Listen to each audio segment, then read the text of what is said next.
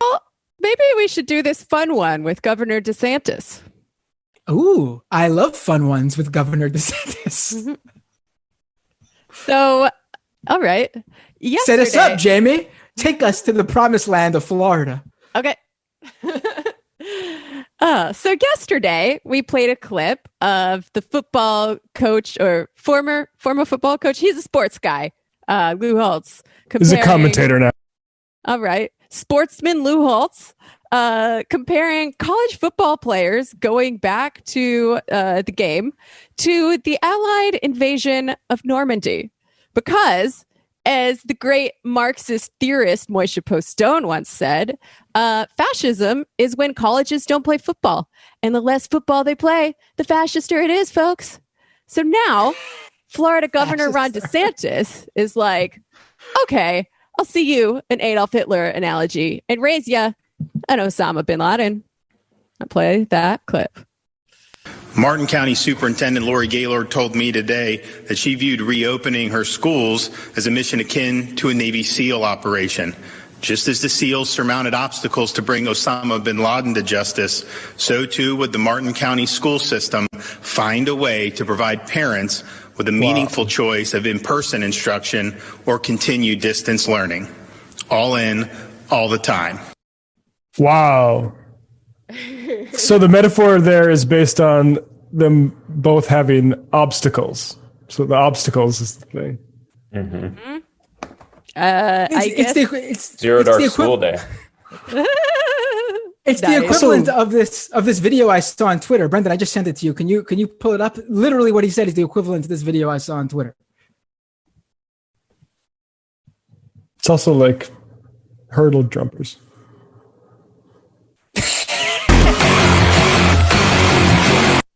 Oh, wow.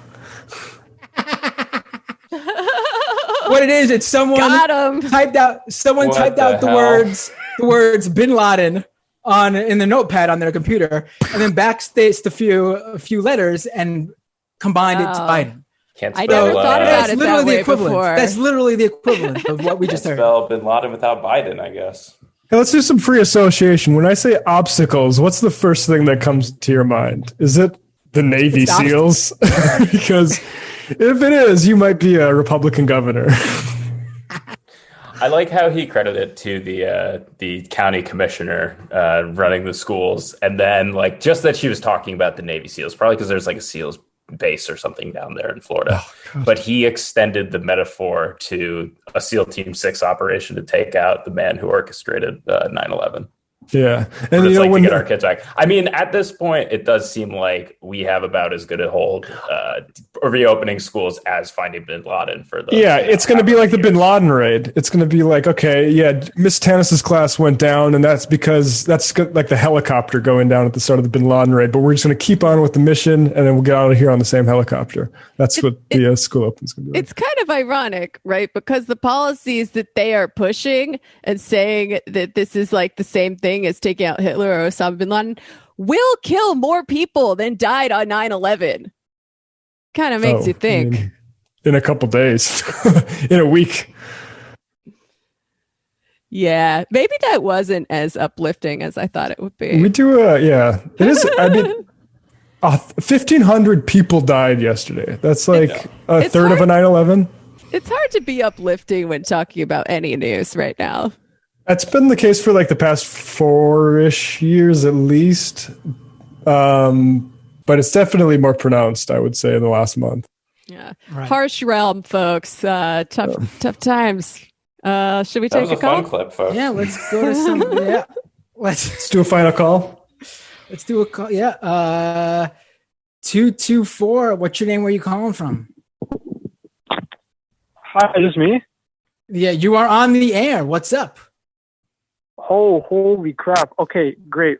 My name's Nico. I'm a first-time caller, long-time listener. I'm 19. I live in Chicago. And love the show. Condolences to Michael. Thank you. What would you like to talk about, first-time caller? It's a great, perfect day to call in your first time, by the way. Yeah, I know. It's actually crazy. So yeah, you guys were just talking about the school situation. My mom is a assistant as a teacher, and they're forcing her to go back to school. And the school essentially has told them that if you even try to unionize or if you organize, we're going to fire you.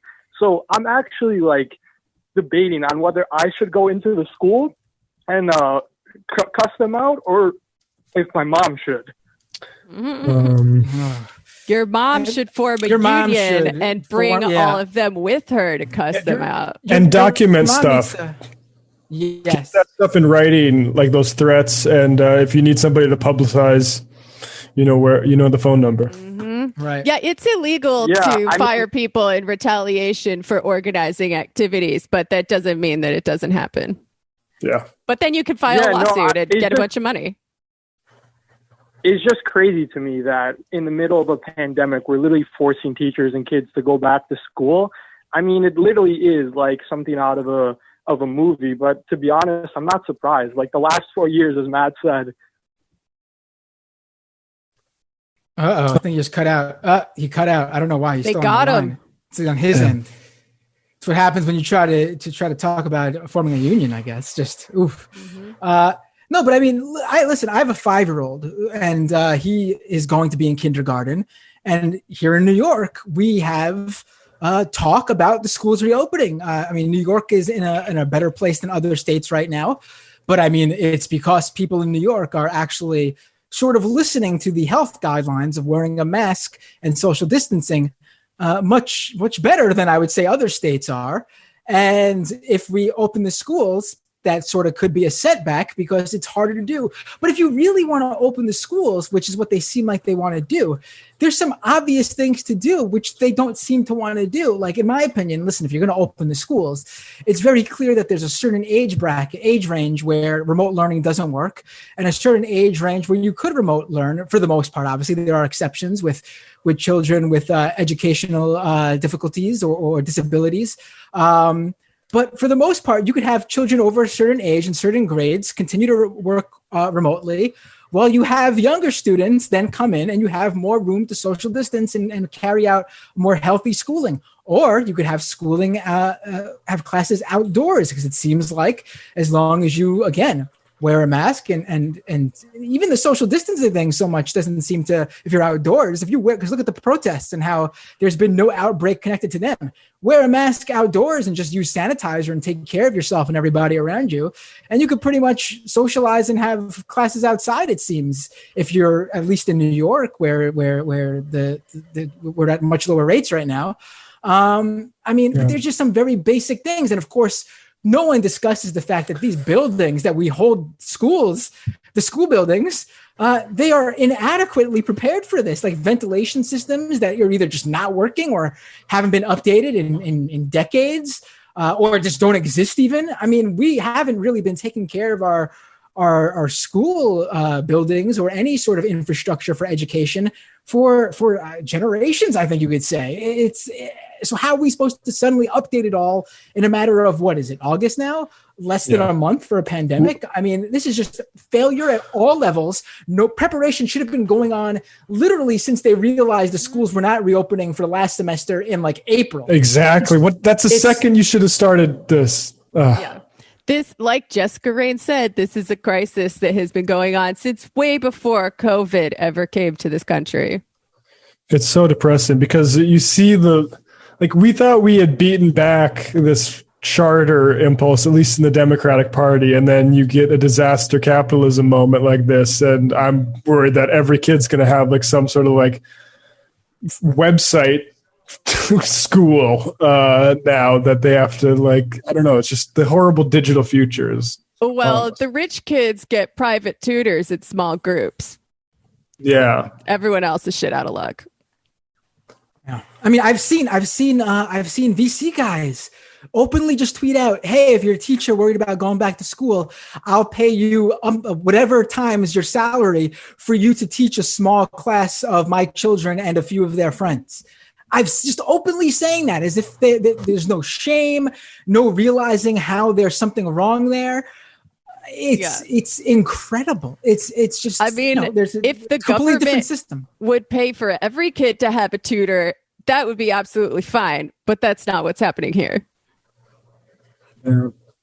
And as if inequality isn't bad enough already, let's see what happens when a small percentage of kids have private tutors and the rest of them are just trying to learn online. Let me go back to 308